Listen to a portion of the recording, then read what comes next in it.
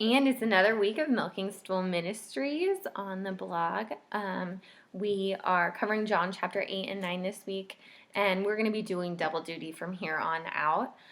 This week, before we get started, I just wanted to sort of admit, be honest about the fact that I am struggling doing my Bible studies. The gorgeous sun that's out, the many cocktail hours and evenings on the patio that can be spent are far more exciting, alluring than sitting down with my Bible and taking some time for quiet. But just going and doing that has been fruitful. And so this week has been definitely one of the most difficult for me to put aside some quiet time. But then when I do, I'm so thankful for it. So I'm just encouraging you guys, and I'm encouraging myself in saying and being honest that it isn't always easy, especially when the weather's beautiful. And so maybe what I need to do is be going outside and enjoying my time with God outside. So I'm getting all that He's created, the beauty of summer, as well as the beauty of His words. So with that, there's some encouragement for you right off the bat, and then let's get into the sort of lesson or my take on this week. I realized that these two chapters were very truth-filled, almost to the point of feeling stressed coming to the table and needing to put together a vlog. I felt like I was going to end up talking for 20 minutes and that I wouldn't get anywhere because it's so rich. And then I just really sort of tried to spend some time in my redonkadonk notes, spend some time with God, just sort of wrestling over, what was going on in my heart as I was reading through these. And I realized that there's so much truth here just in Jesus's words. Like if you got rid of every other word, just in Jesus's words. And in that truth, there lies conviction for me. And usually when I'm convicted, I get a little bratty and grouchy about it. But instead, this time I felt like it was so God-breathed, and I felt almost like peaceful, and then about being convicted about needing to make changes.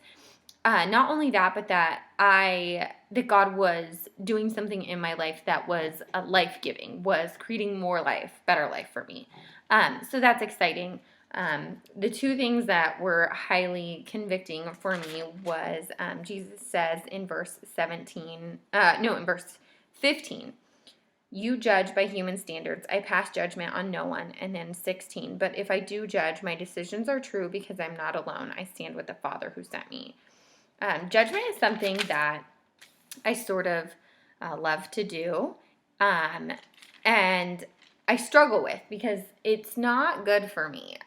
Because usually when I'm judging, it's sort of that casting stones that you'll find in John 7:53 through 8:11. It's that sort of italicized section that there's kind of the debate about placement on.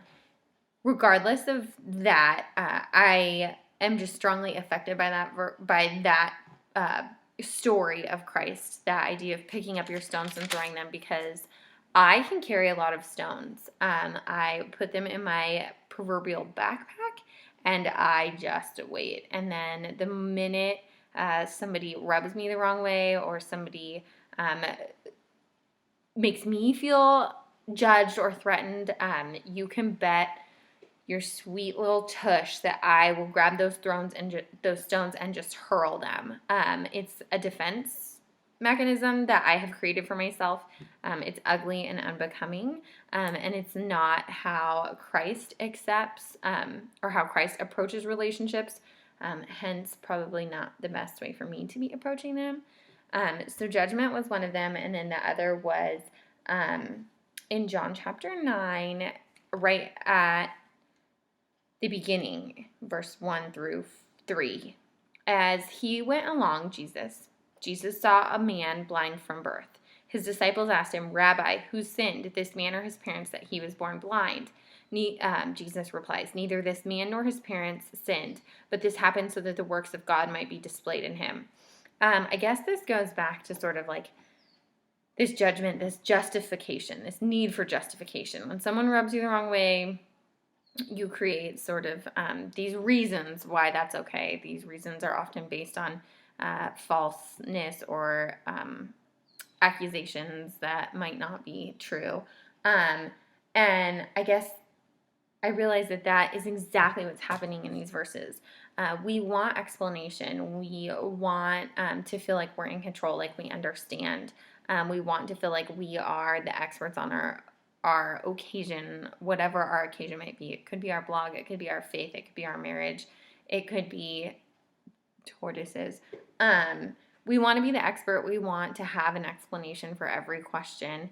And a lot of times there isn't an explanation. A lot of times bad things happen to good people and vice versa. And there is no way to explain it. But I think what is really vital there is the idea of this happens so that the works of God might be displayed in him. That's just a really beautiful thing, and that's been really encouraging for my family in this time of losing my dad.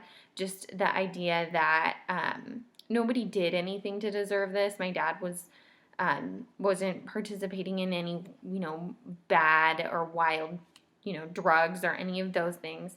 This just happened, but through this, through his death and our loss, the works of God are going to be displayed in him, my dad, in us, his family, and in the ripples that'll come of it.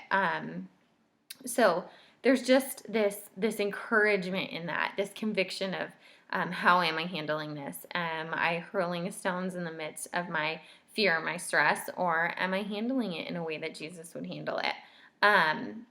It's just cool. It's cool to think about, and it's a new way. I guess it's a joyful, a life-giving, encouragement-breathing way to sort of approach or feel, this loss, this death, and or the other things that are going on in the world. Everyone sort of seems to have an illness or ailment affecting them in some way, be it them personally or a parent or a sibling or a friend, and just being encouraged in that, like, look, it's happening so that the works of God may be displayed in her, him, you, them, thou. Like, it's cool. So my prayer for you guys this week is just that you feel that there's a work of God being displayed in those difficult circumstances around you, or in the beautiful circumstances around you, because he's there too. He's being displayed there too. To close it out, the verse of the week is John chapter 8, verse 47. Whoever belongs to God hears what God says. The reason you do not hear is that you do not belong to God. My encouragement this week is just not to worry about hearing or not hearing him, but to just be focusing on him. I feel like where you place your focus is where you will see benefit, where you will see reward. And in choosing to place your focus on him, he'll seem bolder. He'll be bolder. Who knows? Maybe this is how he always is, but you will just be more aware.